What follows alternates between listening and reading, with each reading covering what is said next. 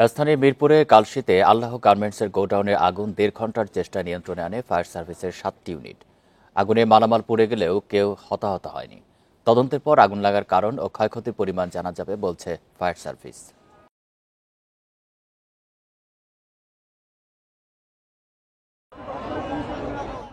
শুক্রবার রাত ১০টার দিকে রাজধানীর মিরপুরের কালশী এলাকার বিবাহ বাড়ি সেন্টারের ৬ তলায় আগুন লাগে। সেখানে আল্লাহ গার্মেন্টসের গোডাউন অবস্থিত। আগুন লাগার খবরে রাত ১০:৩০টার মধ্যে ঘটনাস্থলে পৌঁছায় ফায়ার সার্ভিস। পর্যায়ক্রমে আগুন নেভানোর কাজে যোগ দেয় ফায়ার সার্ভিসের ৭টি ইউনিট। টানা ১.৫ ঘণ্টার চেষ্টায় রাত ১২টা ৫ মিনিটে আগুন নিয়ন্ত্রণে আনে। অগ্নি নির্বাপনে আইনশৃঙ্খলা বাহিনী ও সেনা সদস্যরাও যোগ দেয়।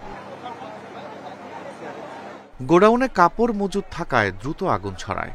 রাতের বেলা বহুতল ভবনে আগুনের লেলিহান শিখায় আতঙ্কিত হয়ে পড়ে এলাকার মানুষ।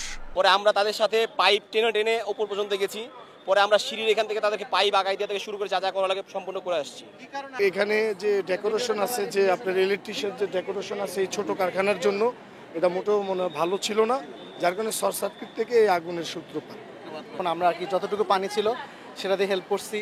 আমাদের বাসার পানি শেষ হওয়ার পর আমার 2 বাসা পরে সেখান থেকে ফুল ট্যাঙ্কি ছিল, সেখান থেকে আমরা পানি দিয়ে যতটুকু সম্ভব আমাদের পক্ষ থেকে আমরা চেষ্টা করছি। ফায়ার সার্ভিস জানায় এ ঘটনায় কোনো হতাহতের ঘটনা ঘটেনি। আগুনের সূত্রপাত ও ক্ষতির পরিমাণ তদন্তের পর জানানো হবে। এখনো পর্যন্ত আমরা কোনো হতাহতের খবর পাইনি। আমার মনে হয় না যে কেউ আহত বা নিহত হয়েছেন।